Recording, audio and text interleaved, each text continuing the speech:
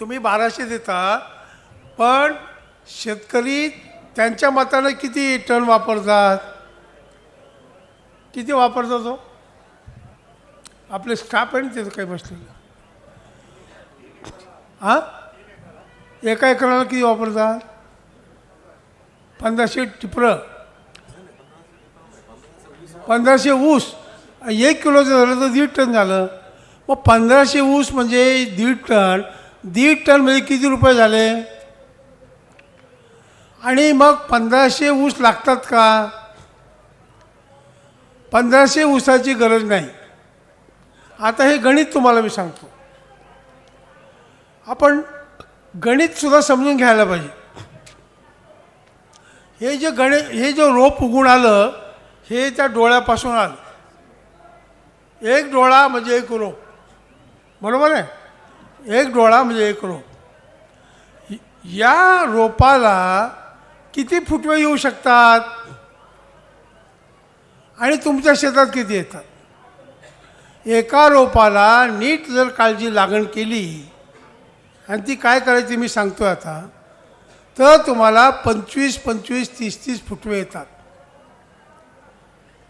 25-30 फुटवे येतात. तुम्हाला ते जास्त वाटतं असं म्हटलं आपण, 30 ऐवजी 50% धरा. 15 ऊस 15 फुटवे आणि 15तले 5 मेले तरी 10 ऊस एका डोळ्यापासून मिळू शकतात.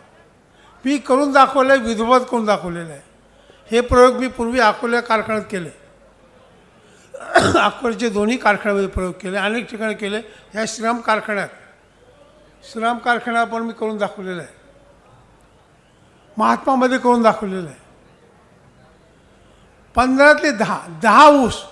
10 ऊसाला मला एक रोप पाहिजे, म्हणजे एक डोळा पाहिजे, म्हणजे एक कांडी पाहिजे. तर 50,000 ऊसासाठी किती डोळे पाहिजे. 50,000 भागिले 10 5,000 पाहिजे का नाही. 5,000 मला डोळे पाहिजे. 5,000 डोळे एका ऊसाला किती कांड्या मोजा आहे. एका ऊसाला तुमच्याकडे एका महिन्याला 3 कांड्या आहे. 10 महिन्याचा ऊस जर झाला 30 कांड्या. त्या 30 कांड्यातले खाली 2-3 कांड्या राहिल्या, वरती कोवळ्या 2-3 जर सोडल्या, तुम्हाला निदान ते 30 पैकी 25 कांड्या आहे. 25 आणखी 5 सोडल्या आपण, 20 कांड्या. किती आहेत. 20 आहेत बरोबर. तर 20 कांड्याला मला एकच ऊस पाहिजे. तर 5,000 कांड्या असेल किती ऊस लागतील. 5,000 भागिले 20 250. 1 किलोचा एक ऊस म्हणजे किती क्विंटल. 2.5 क्विंटल. मग 1.5 टन का वापरतो. 2.5 क्विंटलचे पैसे किती झाले आणि 1.5 टनाचे किती झाले. आणि तुम्ही सांगताय 1.5 टन, पण मला माहिती आहे 3 ते 4 टनाशिवाय कमी वापरत नाहीत शेतकरी. शेतामध्ये त्यांची पद्धत अशी 3-3, 4-4 डोळ्याची टिपरं करायची. आम्ही सांगतो टक्कर पद्धतीने करा. ते म्हणतात हे शिकले हुकले यांचं काही खरं नाही. हे पॅन्ट शर्ट घालतात, त्यांना शेतातलं माहीत नाही. म्हणून आम्ही शहाणे, आमचा अनुभव वर आधारित आम्ही असं लावणार नाही. आम्ही असंच लावणार. आम्ही दिढीर लावणार. आम्ही सांगतो टक्कर पद्धत. 10 महिन्याचा ऊस 9 इंच लांबीचा. आता इथं 9 इंचामध्ये तुम्हाला 2 किंवा 3 डोळे दिसतात. आम्हाला पाहिजे 9 इंचामध्ये 2 डोळे हे अंतर. आणि मग अशा पद्धतीनं बेसिक समजत नसल्यामुळं, विश्वास बसत नसल्यामुळं, करून दाखवलं जात नसल्यामुळं शेतकरी आपल्या ऐकावं जाण्याचं करावं म्हणायचं. त्याचं हे पक्क डोक्यात आहे की ऐकायचं आणि करताना आपलं आमच्याकडे असंच चालतं. नमस्कार या. नमस्कार. तर अशा पद्धतीनं आपल्याला बेण्यामध्ये बचत करता येईल. बेण्यामध्ये बचत केल्यानंतर त्याला 20 फुटवे, याला 15-20 फुटवे आणायचे कसे. रोज सकाळी प्रार्थना करायची देवाची, संध्याकाळी मारुतीला नारळ फोडायचा. त्याने होईल की याची सेवा केल्यामुळे होईल.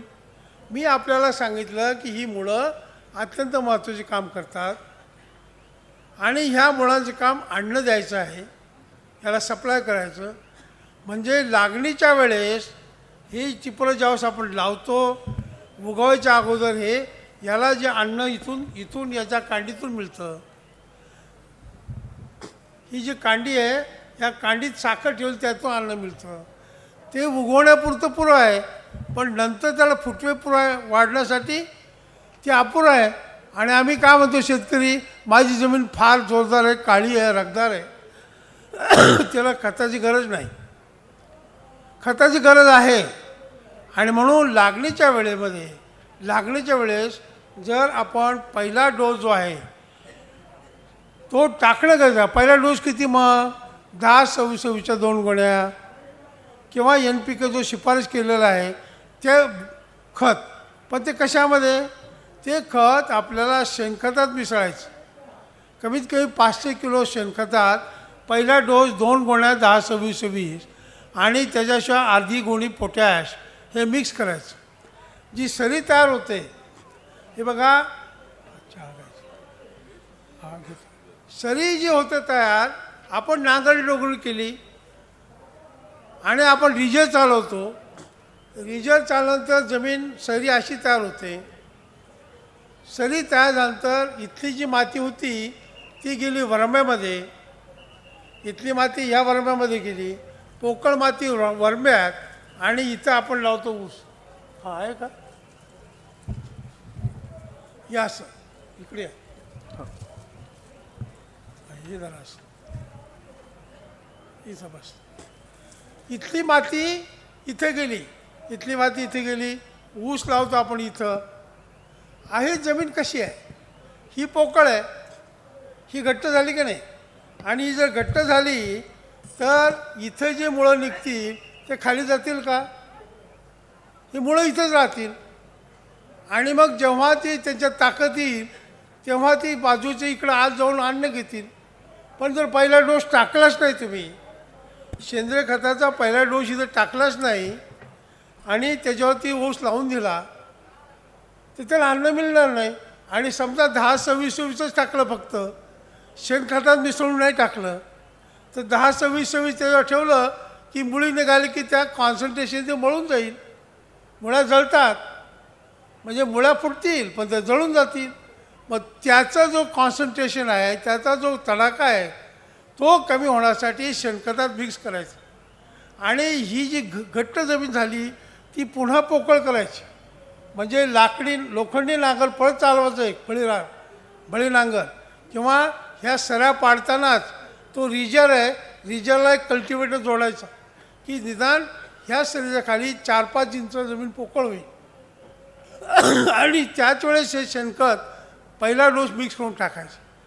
हे बहुतेक शेतकरी करत नाहीत आणि म्हणून त्यांचा ऊस हा एक सडी, फुटवेच येत नाहीत त्याला. आणि फुटवे आले नाहीत की मग ते आम्हाला शिवाय देणार. ते हापसाहेब सांगून गेले, आम्हाला फसवलं, ते पश्चिम महाराष्ट्रात आमची प्रगती होऊ नये असं त्यांना वाटतं. पण आपली झालेली चूक आपण लक्षात घेत नाही. म्हणून कृपा करून सऱ्या पाडल्यानंतर पहिला डोस माती अधिक शेणखत 500 किलोमध्ये ते खत मिसळा आणि पेरून द्या. तर जमत नसेल तर टाकण कुदळून घ्या. कुदळायला लेबर जास्त आहे तर लाकडी नांगर चालवा, किंवा पुन्हा तो रिजर जो आहे त्या रिजरला थोडंसं कल्टिवेटर लावून करा. हे जर केल्यानंतर तुम्ही गंमत पाहाल की इथे 15-20 नाही 30 फुटवे येतील. फुटवे कसे येतात, फुटवे येण्यासाठी काय पाहिजे, यांनी अन्न सप्लाय केला, इथं साखर तयार व्हायला लागली. सुरुवातीच्या काळामध्ये कितीही प्रयत्न केला, किती अन्न घातलं तरी वेगाने वाढ होत नाही. ह्याची उंची बरोबर वाढत नाही, खोडाची उंची वाढत नाही. पहिलं जे पाणी, आणखी दुसऱ्या एक रोपं तिथे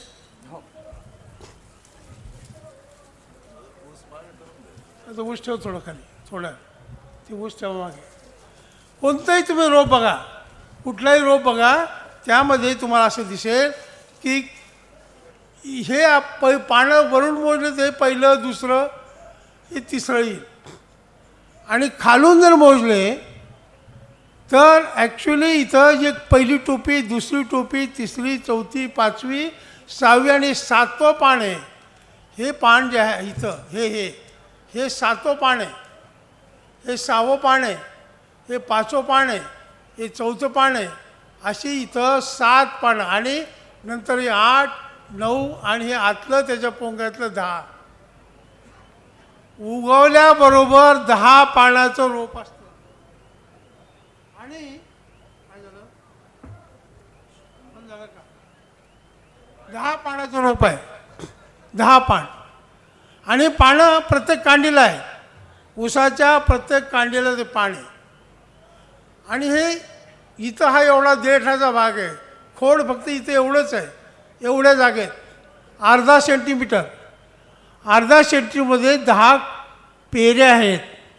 आणि ते पेरे पाहिजे असेल तुम्ही सरळ पहा, अगदी पानं काढा, एक एक पान काढा आणि तुम्हाला लक्षात येईल की एवढ्याशा छोट्याशा जागेमध्ये हे 10 पेऱ्या आहेत तिथं खाली, एवढ्या छोट्या जागेत.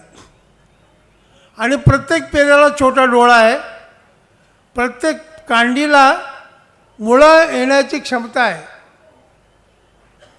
मग आता मुद्दा मी हे सांगत होतो की तुम्ही जर खत घातलं आणि ह्या कांडीमध्ये असलेल्या अन्नापासून मुळ्या निघाल्या, त्या मुळ्यांना अन्न मिळालं शेणखतात मिक्स केलेलं, तर हे अन्न सप्लाय झालं तर हे जोरदार काम करणार.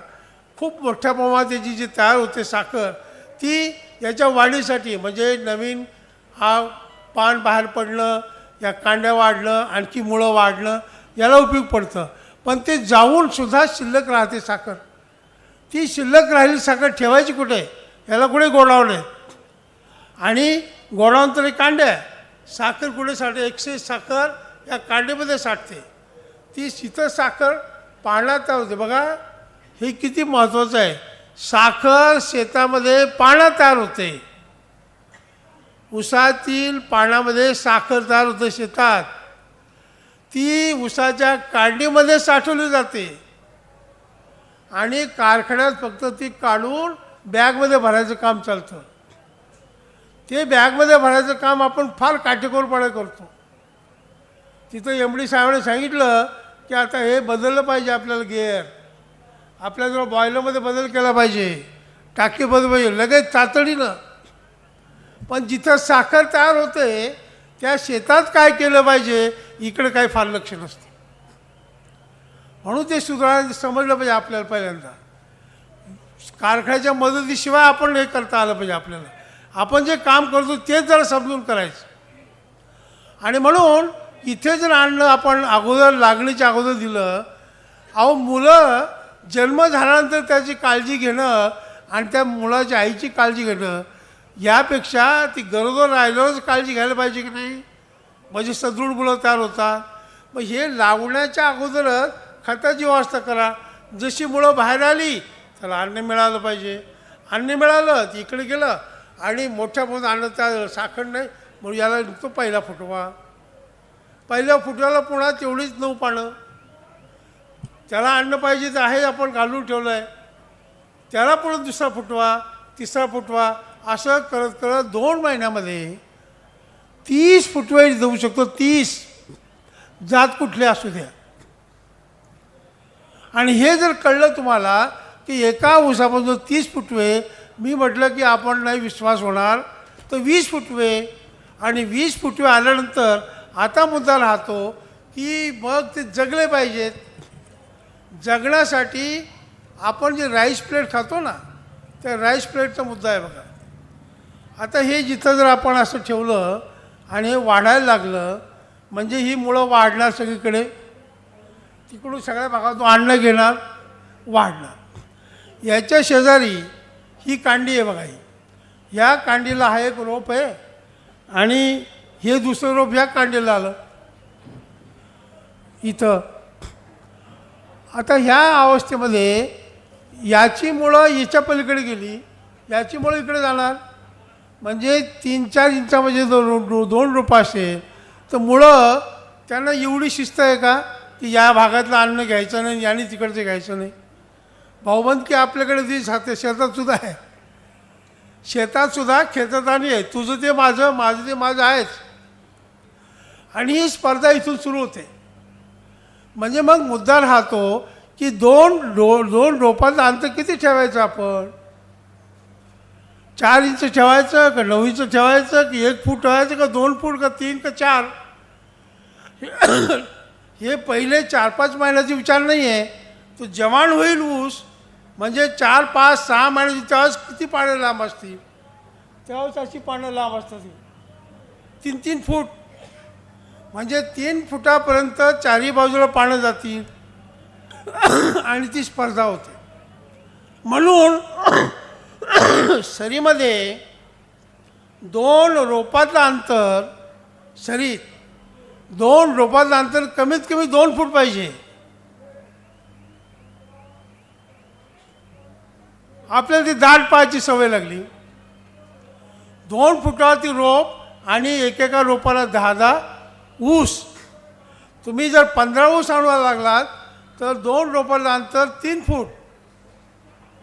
3 फूट कपाशीसारखी लागण करावं लागेल. 3 फूट. आणि मग त्याला ते सगळ्यांना भरपूर अन्न मिळू शकतं. हे झालं सरीतलं अंतर रोपातलं. आणि म्हणून मग 1 डोळ्याची लागण केली तर तुम्हाला तेवढं लागण करता येईल. पण डायरेक्ट जर डोळ्या लावले तर 100% ते उगवतील खात्री नाही. प्रक्रिया केली, सगळं केलं तरी. आणि मग त्यामुळं सगळ्यात महत्त्वाचं असं कोणी बघा काय म्हणतात, नंतर फोन करा. म्हणून आता हे टिपरं 3 डोळ्याचं, 4 डोळ्याचं, 2 डोळ्याचं, 1 डोळ्याचं इतिहास जमा झालं. आता हे इतिहास जमा झालं.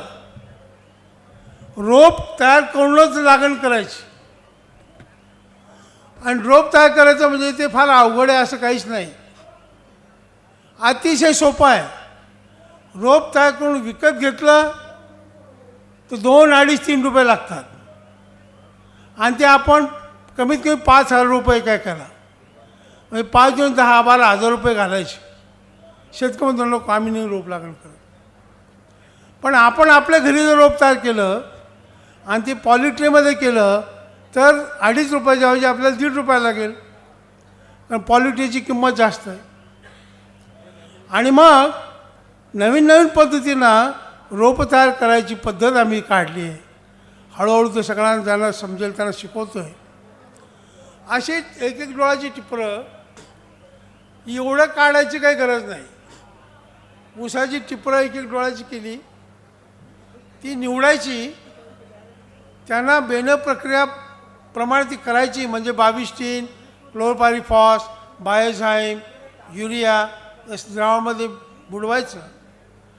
आपली जे पोते असतात, कांद्याची पोती म्हणा किंवा धान्याची पोती जुनी म्हणा, त्या पोत्यामध्ये गोणपाट, त्या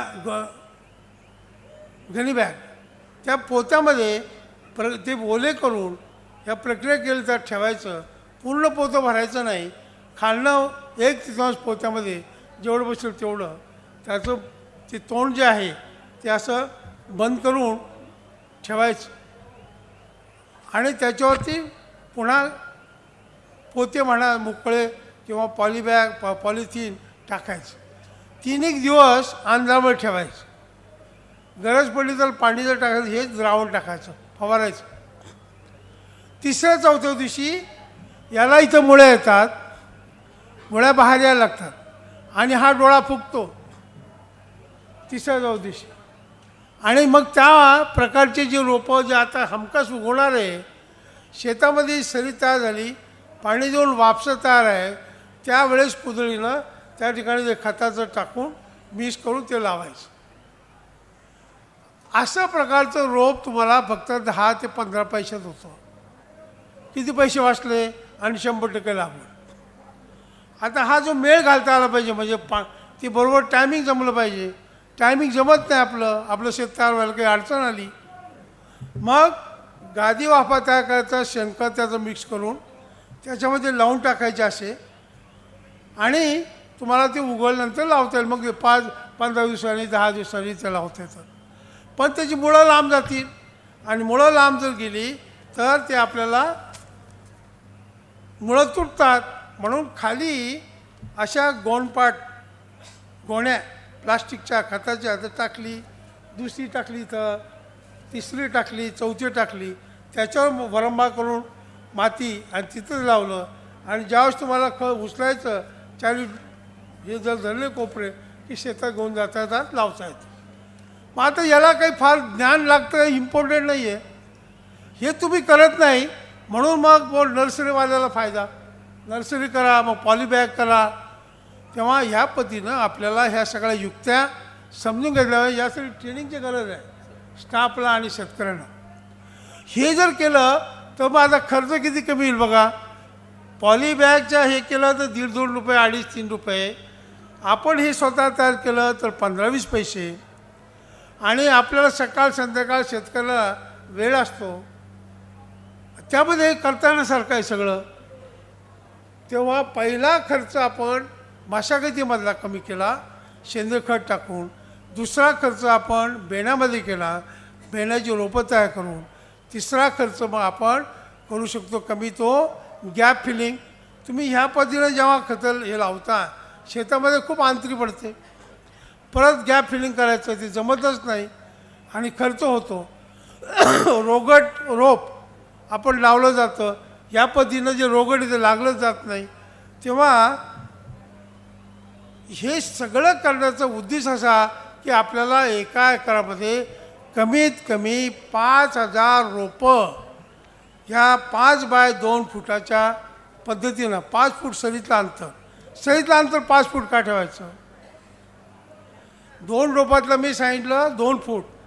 2 ओळीतलं अंतर किती पाहिजे. मी आपल्याला काय सांगितलं की ऊसाचं पान 3-4 महिन्याचा ऊस झाल्यानंतर हे कमीत कमी 3 फूट 3.5 फूट जातं, लांब जातं का नाही. आता तुम्ही जर 2-2.5 फुटा ऊस लावला, जरा 2-2.5 फुटा ऊस लावला तर याचं पान इकडे गेलं, याचं पान इकडे गेलं. इथं जवळजवळ पुन्हा ऊस अगदी जवळजवळ आहे. इथं स्पर्धा झालीच चालू, इथं सुद्धा स्पर्धा. किती नशिबवान आहोत आपण.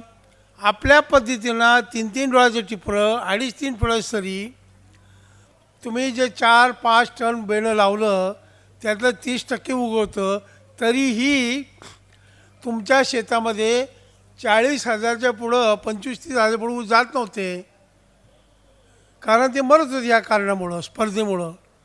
आणखी मरायचं कारण मी तुम्हाला सांगणार आहे.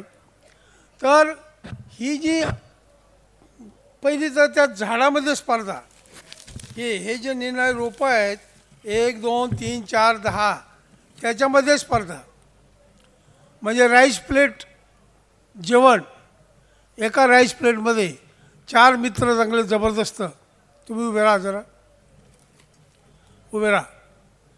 अशी माणसं 4 प्रवासाला गेली.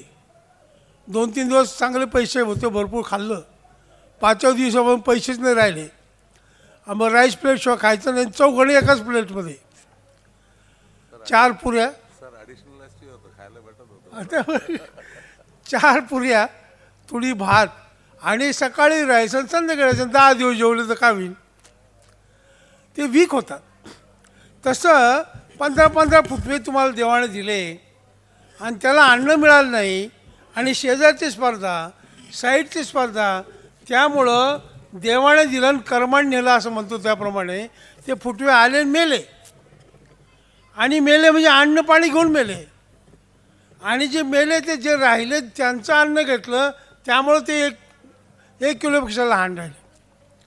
आणि म्हणून इथे जी स्पर्धा आहे तर त्या स्पर्धेला तोंड देण्यासाठी आपण खत घालू शकतो. आणि आता तर ठिबक सिंचन पद्धत आलेली आहे, त्यातून तर आपण रोज पाहिजे खत घालता येईल. ठिबकमधून रोज घालता येईल किंवा शेणखत कंपोस्ट खतात मिक्स करून घातलं तर स्लोली उपलब्ध होईल. पण अंतर वाढवलं ती स्पर्धा कमी होईल आणि 2 ओळीतलं अंतर हे 2.5-3 फूट ठेवलं जरा, तर मी सांगितल्याप्रमाणे ही जी मुळांची स्पर्धा ती चालू राहते. आणखी फुटवे मारायचं कारण काय? आम्ही शिकवलं आणि तुमच्या अनुभवाने तुम्ही पण शिकलात. तण खाई धन, काय म्हणतो आपण? तण खाई धन. कारण याला जसं जीव आहे तसं या तणाला पण जीव आहे. याला मुळं आहेत, याला मुळं आहेत आणि माती ही सगळ्यांची आई आहे. ते अन्न घेणार, पाणी घेणार आणि म्हणजे ह्यामध्ये आणि मधल्या तणामध्ये मग निनाळे प्रकारे सगळी तणं, हरळी, लवाळा काय असतील ते स्पर्धा झाली. याचं अन्न त्याने घेतलं हे बारीक पडणार, फुटव्याला कमी पडलं फुटवे मारणार आणि ते दुबळं होत गेलं की त्याला कीड आणि रोग येणार. दुबळ्यालाच कीड रोग येते, सशक्तला नाही येत.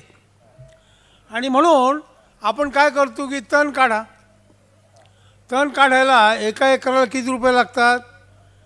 माझ्या घरी तर 3 ते 4 रुपये लागतात. नेवाशाला शेती आहे माझी, मी पण शेती करतो आहे आणि 150 टनाचे उद्दिष्ट ठेवले. आता ऊस लावले आता, पण ते 3,000 रुपये 4,000 रुपये एका खुरपणीत काम होत नाही. दुसरी तिसरी चौथी, पहिली खुरपणी कशी तरी कुठल्या तरी पिकाचे पैसे मिळाले केली, दुसरीला पैसेच नाहीत. तिसरी तसंच तण वाढलं, पैसे नसल्यामुळे आपण काढत नाही आणि त्याने जे करायचं ते करायचं. ते तण काढण्यासाठी मी काय करतो? पहिली गोष्ट खुरपणी. खुरपणी करताना ती जमिनीतून घालतो आपण खुरपं आणि असं ओढतो, घालतो खुरपासन असं ओढतो. वावरी पडली पाहिजे म्हणतो, जमीन मोकळी पण झाली पाहिजे म्हणतो. आता खुरप्याला अणकुची असते, धार असते, ती असं गेल्यानंतर या अशी मुळं वाढलेली आहेत. हे खुरपं गेलं आणि असं ओढलं, असं तर निघालं आणि हे काय होईल? हे राहील का? ह्या मुळा ज्या वाढल्या राहतील का? या पण तुटल्या जातील ना? या मुळा तुटल्या म्हणजे आपण त्याला जगायचं आहे म्हणून ती तुटली तरी पुन्हा निघणार मुळी. माणसं जसं रोज दाढी मिशा काढतात परत उगवते, तसं आम्ही खुरपणी करतो, मुळ्या तोडतो, पण त्याला जगायचं आहे म्हणून त्या मुळ्या परत जाणार. मुळ्या येण्यासाठी ह्याने जी कमाई केली ती त्या मुळ्या येण्यासाठी जातं. म्हणजे कांड्या ज्या लांब व्हायच्या त्या आपल्याला राहतात. म्हणून तुम्ही तुमची जी खोडकी आहे ऊसाची, ऊस तुटून गेल्यानंतर कुदळीनं खोदून काढा. मी काय म्हणतो लक्ष घ्या. ऊस तुटून गेल्यानंतर कुदळीनं खोडीचं बेट काढा, धुवून काढा. धुतल्यानंतर ते जे ऊस आलेत वर, तिथून जे असे ऊस येतील असे ते मोजा. कांड्या किती आहेत? जेवढी जी छोटी छोटी मुळं दिसतात ती कांडी, 15 ते 16 कांड्या जमिनीत राहतात. 15 ते 16 कांड्या जमिनीत राहतात. महिन्याला 3 म्हणजे 15 कांड्याला किती महिने झाले? 3 5 15. 5 महिन्यापर्यंत तुम्ही त्याला खुजं ठेवता. ही चुकीची मशागत केल्यामुळं. हे जवळून न्यायचं खुरपं आणि कापायचं. नंतर थोडा मोठा ऊस झाला, आम्ही सांगतो जमीन भुसभुशीत पाहिजे, ते खरंच आहे मुळं वाढण्यासाठी. मग आम्ही अवजार वापरायला लागतो. अवजार होत असेल तर नांगर वापरतो, नांगरी. आता मशीन वापरायला लागलो, पॉवर टिलर, कुबोटो, छोटा ट्रॅक्टर. आणि चांगली मशागत कर. आपल्याला मालक मंडळी आपण, आपल्याला काळजी खूप, फक्त काळजी, पण पाहायला वेळ नाही. कारण फार काम असतात शेतकऱ्याला. आणि आता तर फारच राहतील 14 साले. हां, रोज सभा ही किंवा ती, ही पार्टी का गट तट अमुक धमुक, त्याच्यात सगळे बिजी. जानेवारी फेब्रुवारी ऊस लावला की त्याचं बघा काय होतं आहे. आणि मग हे असे तुटल्यामुळं, चुकीची मशागत झाल्यामुळं, चांगलं कर म्हणजे काय, तो अगदी जवळून नेणार. म्हणजे त्याला माती चढवली असली तरी ते तोडून टाकणार. पहिली बाळ बांधणी केली 1 महिन्याने ती फोडणार, न मोठी बांधणी केली ती फोडणार. म्हणजे ह्या पद्धतीच्या मुळ्यांचं प्रुनिंगचं काम माहिती नसल्यामुळं उसाला जीव आहे आणि ही मुळं वाढत राहतात. त्यांचं कामाचं माहिती नसल्यामुळं अज्ञानपणामुळं हे घडतं. मुद्दाम नाही करत. तुम्हाला मी अजिबात नावं ठेवत नाही. हे ज्यावेळेस मी तुमच्याकडे बोर्ड दाखवतो त्यावेळेस 3 बोटं माझ्याकडे आहेत. माझ्याकडे म्हणजे आम्ही BSc agriculture, MSc agriculture, PhD शास्त्रज्ञ, आम्ही आमची कामं नीट नाही केली. भले मग आम्ही प्रोफेसर असो, संशोधक असो, किंवा ॲग्रिकल्चर डिपार्टमेंटमध्ये असो, किंवा बँकेत असो, आम्ही फक्त वर कामं केली. हे समजून सांगितलं तर शेतकरी जबरदस्त आहे. आणि ज्यांना ज्यांना कळलं ते 120-130 टन उत्पन्न घ्यायला लागले. दत्त शिरोळ कारखान्यामध्ये कोल्हापूर जिल्ह्यात 120 टनावाले 100 शेतकरी झालेत. आणि तिथे जर 120 टन तो घेत असेल तर या पूर्ती कारखान्यात शेतकरी 150 झाले पाहिजे. असा माझा अभ्यासावर मी सांगतो आहे, उगाच स्तुती करत नाही आहे. आणि म्हणून हे समजून घ्यायला गरजेचं आहे. मशागत मग करायची नाही का? खुरपणी करायची नाही का?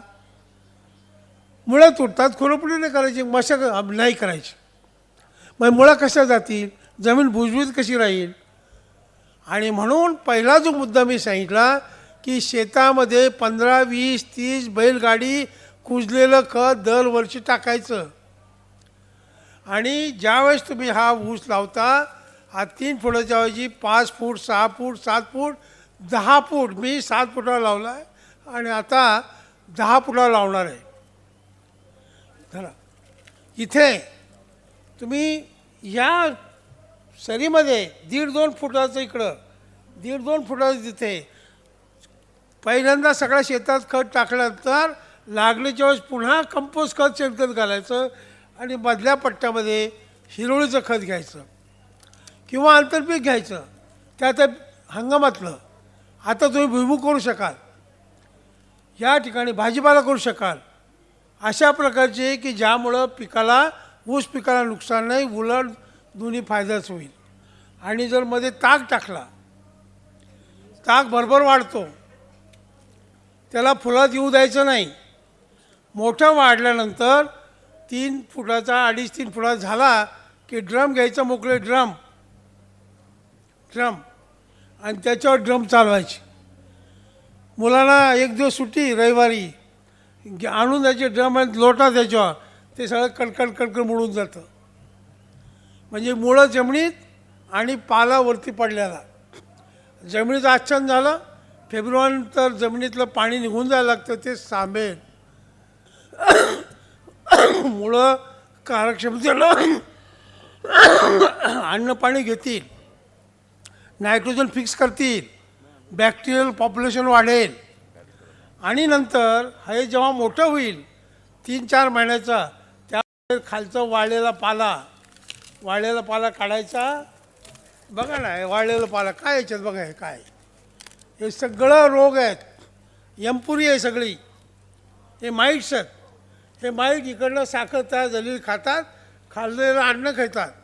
ते काढा टाकामध्ये, मध्ये टाका, इकडच्या टाकामध्ये आच्छादन करा. काय होईल? तणांना सूर्यप्रकाश मिळणार नाही. तण असेल तरी तण राहू दे तसंच. त्याच्यावर तुम्ही ताक टाकला, पालं टाकला आणि त्याला नुसतं पडू देऊ नका, ते सोनं आहे. त्याच्यावरती शेणखतात कंपोस्ट कल्चर घ्या, गांडूळचं कल्चर, गांडूळ मिक्स करा आणि त्याच्यावर शिंपडून द्या. ठिबक असेल तर पाणी इकडे येतंच आपोआप. पाणी तुम्ही दिलं असेल ते पाण्यामध्ये खालून ते ओलं व्हायला लागतं. जनावरं, गाई, म्हशी, बैल काय जे असतील ते त्याला मुसके बांधा आणि चालवामध्ये, ऊसाच्यामध्ये त्यांच्या पायाने खाली जाईल. जमिनीमध्ये कंपोस्ट कल्चर आहे ते कुजेल म्हणजे काय होईल की गांडूळ तयार होतील, आणखी जमीन आणखी भुसभुशीत होईल. आणि हे वाढतंय महाराज, त्याला मुळं भरपूर येतील, सगळ्या मुळांना आणखी. म्हणजे तुम्ही मशागत करतच नाही ना, काही करायचंच नाही. आणि करायचं असेल तर नंतर तुम्हाला रोटावेटर चालवायचा. रोटावेटरसुद्धा इकडनं 1-1.5 फूट सोडायचं, मध्ये जेवढी जागा तेवढंच चालवायचं रोटावेटर, आणि ती मोकळी माती इथं वरती चढवायची, इथं अशी अशी. म्हणजे इथं काही करायचं नाही, मुळं तोडायचे नाहीत, आणि याला आधार मिळेल, हे लोळणार नाही. आणखी खालची मुळं फुटतील आणि सगळ्याला आधार मिळेल, तो लोळणार नाही ऊस. विदर्भामध्ये ऊस लोळणं फार मोठं संकट आहे. आणि मुळ्या भरपूर वाढल्या, सगळ्या ऊस आला आणि पाला काढला, हवा निघून जाते. तरी पण भीती वाटत असेल तर त्याच ऊसाचा खालचा पाला घेऊन त्याला 2-2, 3-3 ऊस त्याच पाल्याने असं वेणी घालतात बहिणी, त्याप्रमाणे 2-2 एकत्र बांधायचं. आणि शिवाय मग क्लिअर दिसतं. शिवाय गरज पडली तर माती मग चढवायची आणखी.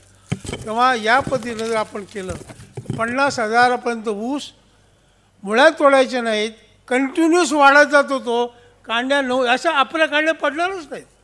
आता बघा ना, याच्यामध्ये 1, 2, 3, 4 कांड्या, 6 इंचात एक ऊस 9 कांड्याचं व्हायला पाहिजे. एक कांडी 9 इंचाची.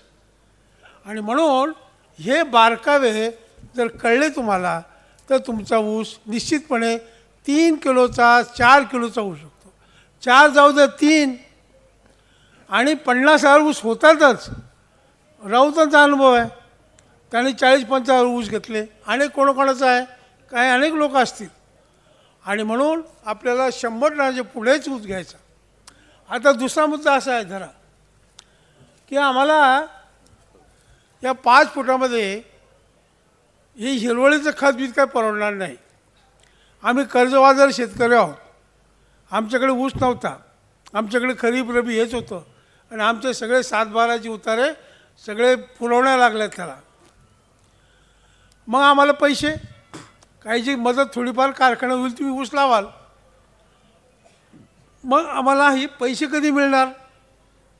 12-14 महिन्यांनी ॲडव्हान्स मिळेल. पण मग तो ॲडव्हान्स आणि शेवटी पेमेंट मिळेल तर काय राहतं हातात.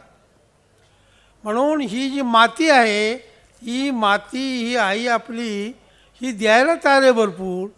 तो काहीही तुमच्यावरती अन्याय करत नाही. सूर्यप्रकाश, सूर्यनारायण, नितीनजीचं शेत असेल त्याच्यावर तेवढंच पडेल, यांचं शेत त्याच्यावर तेवढं पडेल, एखादा लहान शेतकरी त्याच्यावर तेवढाच प्रकाश पडेल. आणि मग ते जो सूर्यप्रकाश फुकट आहे, आपली माती सुपीक आपण केलेली आहे आपल्या प्रयत्नाने, आणि हा ऊस तर हळूहळू वाढतो. 4 महिन्यापर्यंत हे पानं एकत्र येत नाहीत. 4 महिन्यापर्यंत जमीन वाया का ठेवायची? तिचा पदर पसरलेला त्या आईचा, त्याचा फायदा काय घ्यायचा नाही. आणि म्हणून 2 महिन्याचं, 3 महिन्याचं, 4 महिन्याचं पीक आपण याच्यामध्ये घेता आलं पाहिजे. आणि 8 महिन्याचं घ्यायचं असेल ते अंतर आणखी वाढवलं पाहिजे. 8 महिन्याचं पीक घ्यायचं असेल मध्ये हळदीसारखं, किंवा वांगं किंवा हे खरबुजं, तर मग हे तुम्हाला 7 फुटावरती गेलं पाहिजे.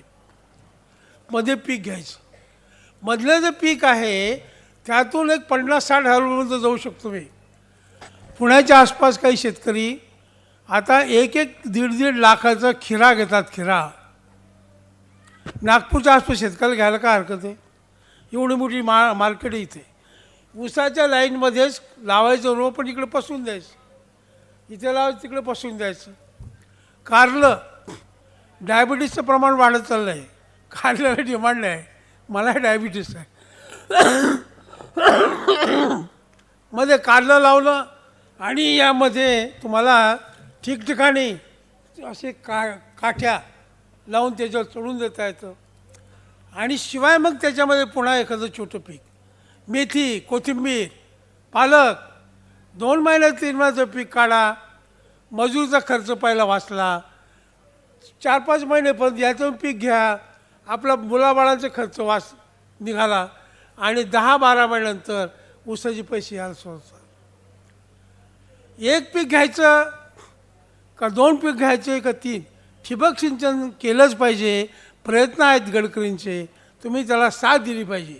आणि सरकारची मदत वाट न पाहता 2 एकर 3 एकर वाढवा. ठिबक सिंचन केलं तर हमखास तुम्हाला 100% उत्पन्न.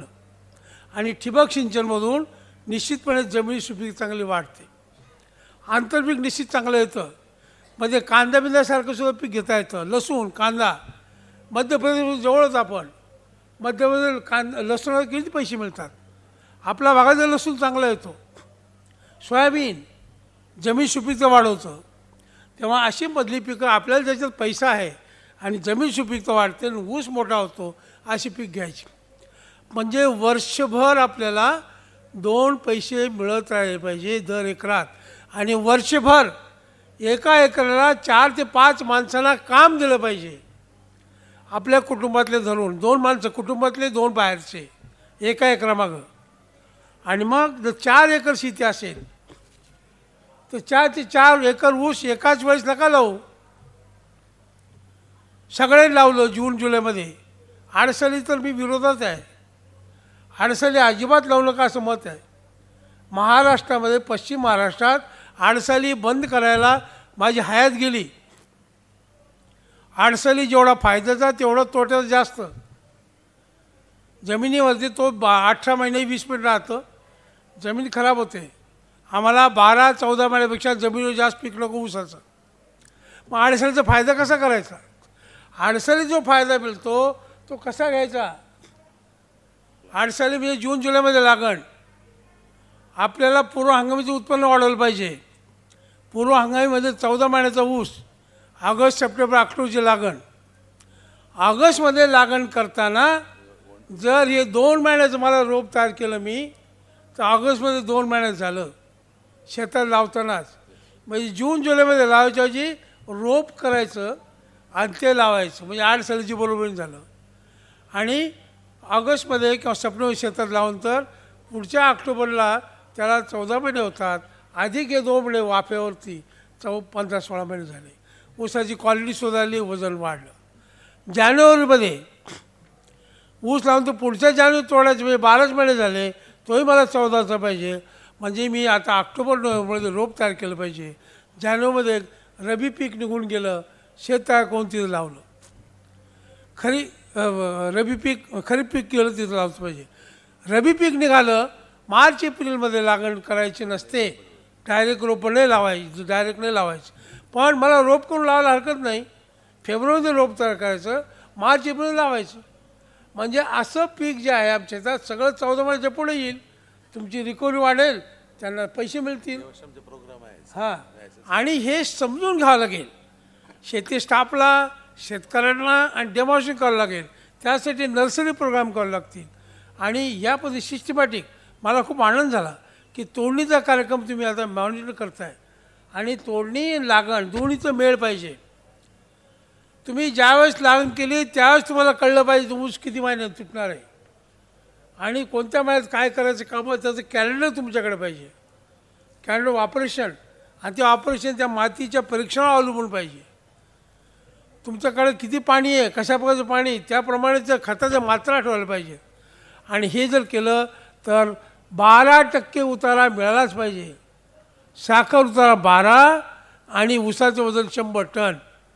मग बघावर काय पैसे होते. आणि मधले पिकामधून सगळा खर्च निघायचा. मी मुद्दा सांगत होतो की 4 एकर जमीन असेल, ऊसाखाली लावायचे आपल्याला 4 एकर. तुमच्याकडे 4चं भानगडच नाही. 4 × 10 40 एकराचे 20 एकराचे शेतकरी आहेत. जे काय असेल ते 4मध्ये विभाग करा. 20 एकर असलं 5-5 एकराचे 4 गट झाले. 5 चोक 20. एक गट खरीपाच्या पिकामध्ये लावून सगळ्यांना खरीप लावून टाका. सगळ्यामध्ये खरीप लावलं म्हणजे फेरपालट झाली, 2 पैसे आले. रबीमध्ये लावण्याचे म्हणजे त्यावेळेस ऑक्टोबर ऑगस्ट सप्टेंबर लागण्याला रोपं तयार करायची साईड बाय साईड. एक गट म्हणजे 4 पैकी 1 एकर त्यावेळेस लावलं आपण. रबीचं पीक घ्या. दुसरा एकर जानेवारीमध्ये लावला आणि तिसरा एकर खोडवा ठेवला. 3 एरिया ऊसाखाली लागण पूर्व हंगामी सुरू आणि खोडवा. आणि 1 एकर आपल्या कुटुंबाला लागणाऱ्या इतर पिकाच्या गरजेसाठी. शेतकऱ्याने बाहेरून मार्केटमधून काही विकत घ्यायला नको. अन्नधान्य भाजीपाला आपल्याकडे झाला पाहिजे, शेतकरी स्वयंभू पाहिजे आणि आपल्या शेतातून दुसऱ्याला विकलं पाहिजे काही शहरात लोकांना. म्हणून ऊसामध्ये आंतरपिकं, ऊस पीक पद्धती, ह्या सगळ्या गोष्टी आपल्याला केल्या तर ऊस हा कल्पतरू आहे, मागेल ते देतो. ऊस हा लक्ष्मीच्या हातातलं अत्यंत महत्त्वाचं पीक आहे. ज्याच्या घरामध्ये ऊस त्याच्या घरात लक्ष्मी, ज्याच्या घरात लक्ष्मी त्याच्या घरातली मुलंबाळं शिकणार, त्याच्या घरातली संपत्तीचे साधनं वाढणार आणि कुटुंब अगदी सुखी म्हणजे गोकुळासारखं ज्याला म्हणतात तसं राहणार. आणि गोकुळ आणि विदर्भ फार जवळचा संबंध आहे. रुक्मिणी विदर्भातलीच रुक्मिणी, अमरावतीची, बरोबर ना सर? हां, आणि म्हणून ते दिवस आपल्याला आणायचे. आणि हे फक्त शास्त्र तंत्रज्ञान आणि केल्याने होते आहे म्हणून केलं पाहिजे. आणि ते करण्यासाठी ज्ञान पाहिजे, तंत्रज्ञान पाहिजे आणि ते तुम्हाला देण्याची तयारी नितीनजीच्या सगळ्या यंत्रणेची आहे असं मला वाटतं. फक्त जरा स्पीड वाढलं पाहिजे, जरा नियोजन झालं पाहिजे. या ठिकाणी एवढंच बोलतो आणि संपवतो. धन्यवाद, नमस्कार. होय, पुष्कळ गोष्टी राहिल्या सांगायच्या. बोला.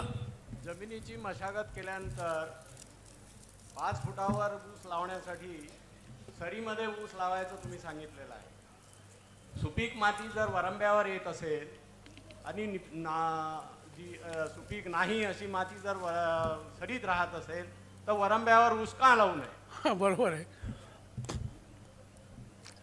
तुमची शेती आहे का ऊसाची? तुमची आहे? गुड. इकडे या. यांचं म्हणणं फार चांगलं आहे, मला खूप आनंद झाला.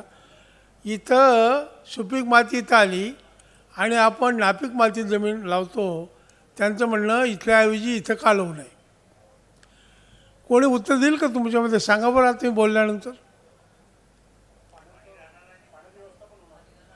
नाही, त्यांचं म्हणणं की इथं पाणी द्या, नाही इथे बाजूला, इथं जाईल पाणी आत.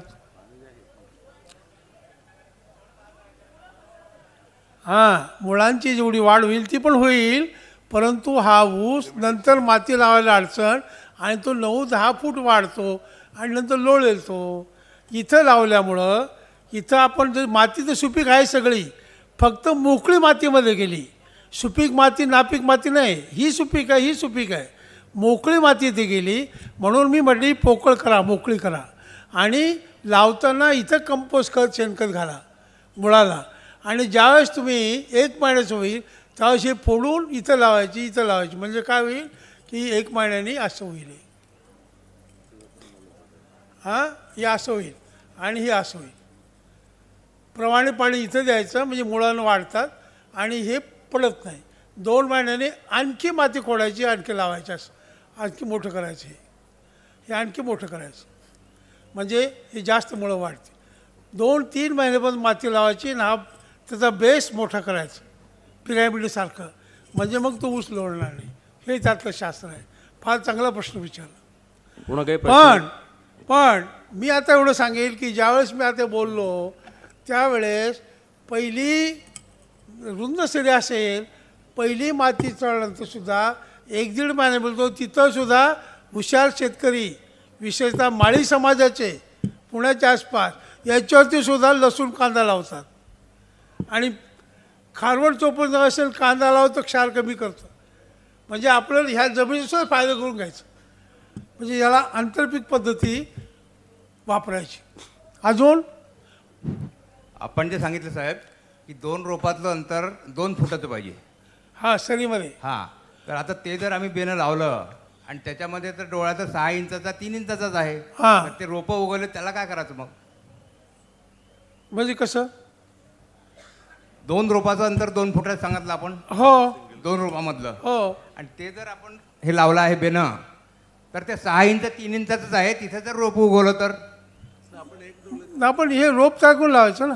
रोप तयार करून आम्ही जमिनीमध्येच लावला आहे सगळं. हां. ती 3 डोळ्याचं टिपरं. हां, 3 डोळ्याचं. मग ते उगवणार मध्ये.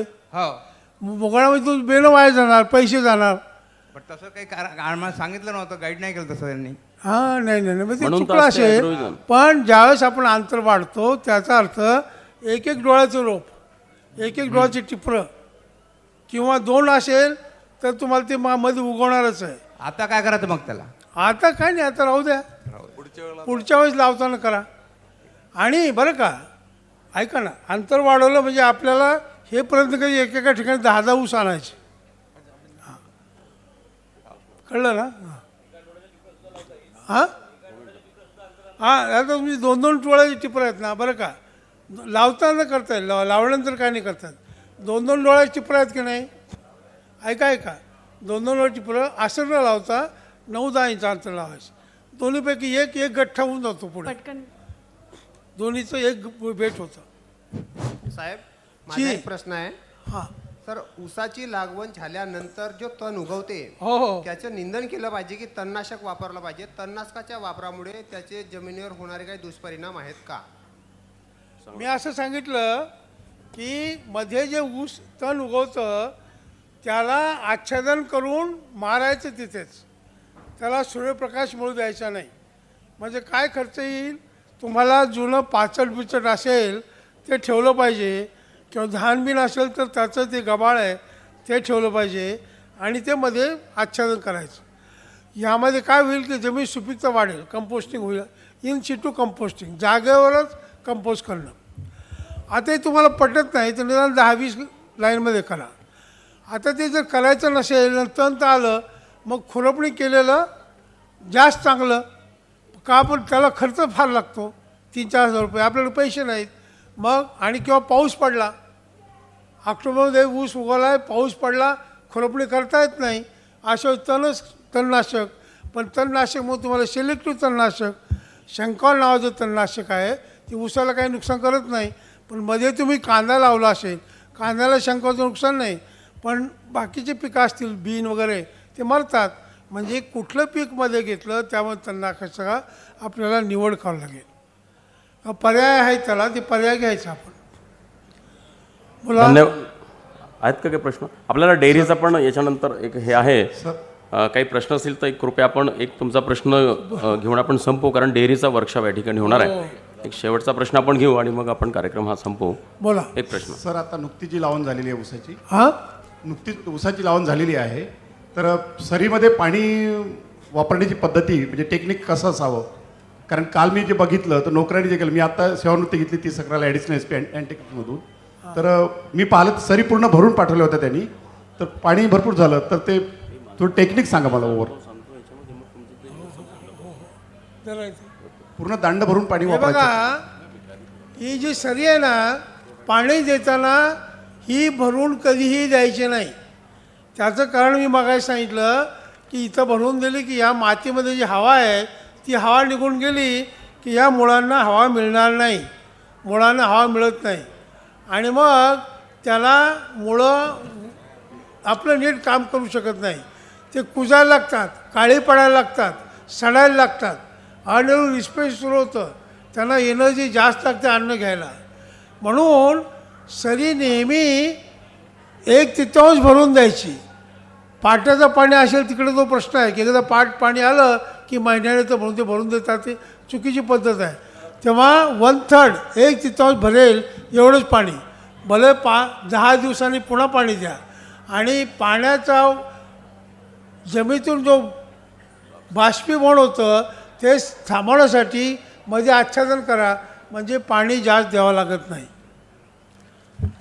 धन्यवाद हापसे साहेब. हापसे साहेब या ठिकाणी आहेत आणि 3 दिवस आहेत. समर साहेब, तुम्हाला विनंती राहील माझी की ह्या वर्कशॉप झाल्यानंतर पण, ठीक आहे समर साहेब, आपण प्रश्न विचारू शकाल त्यांना. हापसे साहेब तिथं पण आहेत, याच्यामध्ये आहेतच, पण कृपया एक तुमचा शेवटचा प्रश्न विचारून घ्या, काढून टाका. कारण तुम्ही बेल्याच्या जवळ तुमची शेती आहे, त्याच्यामुळे तुमचा प्रश्नाला जास्त विचारा. मला विचारायचं आहे साहेब की आमच्या भागातले सर्व शेतकरी ऊस लावतात, बरेचसे शेतकरी ऊस लावतात, परंतु जंगली जनावरांपासून जे नुकसान होतं त्याच्यामध्ये आम्हाला इन्शुरन्स किंवा कोणत्याही गोष्टी, पण तुम्ही सौर ऊर्जाच्या रूपामध्ये आम्हाला प्रोटेक्शन देण्याचा विचार केला आहे, आणि ते काही भागामध्ये, परंतु काय सौर ऊर्जा दिल्यानंतरही काही शेतांमध्ये नुकसान झालेलं आहे किंवा हे झालं आहे. तर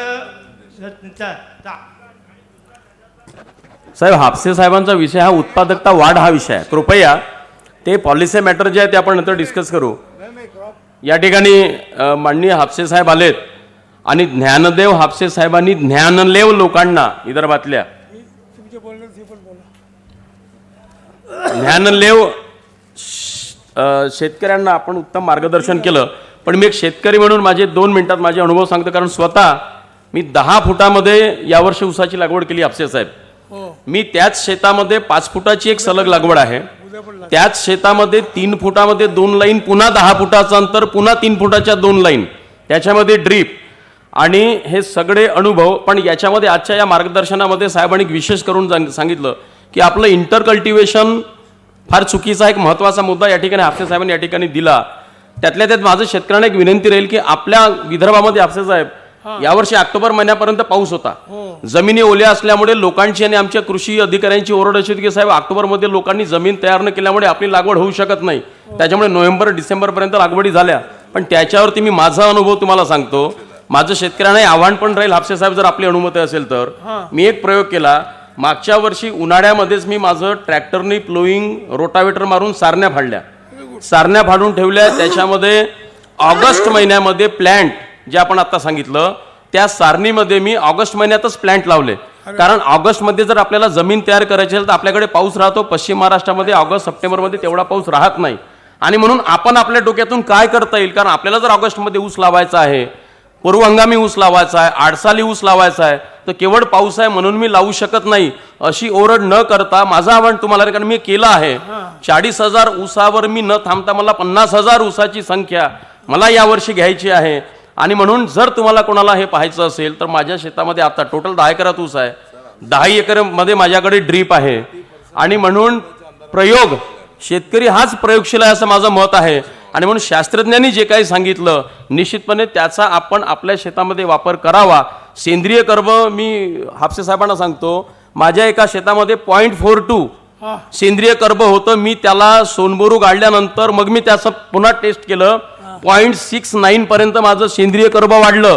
त्याचा रिपोर्ट माझ्या खिशामध्ये आहे.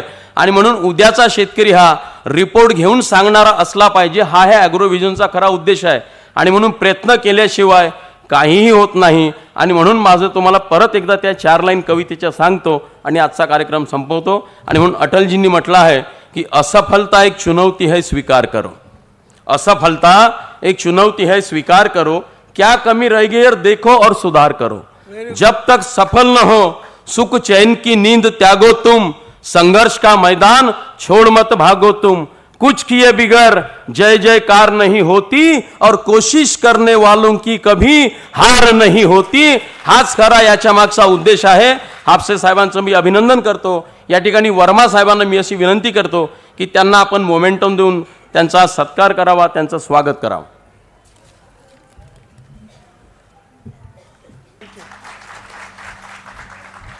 हापसे साहेबाला मी या ठिकाणी धन्यवाद देतो. आणि शुगर केनचं आपलं वर्कशॉप या ठिकाणी आपण आटोपत घेतो.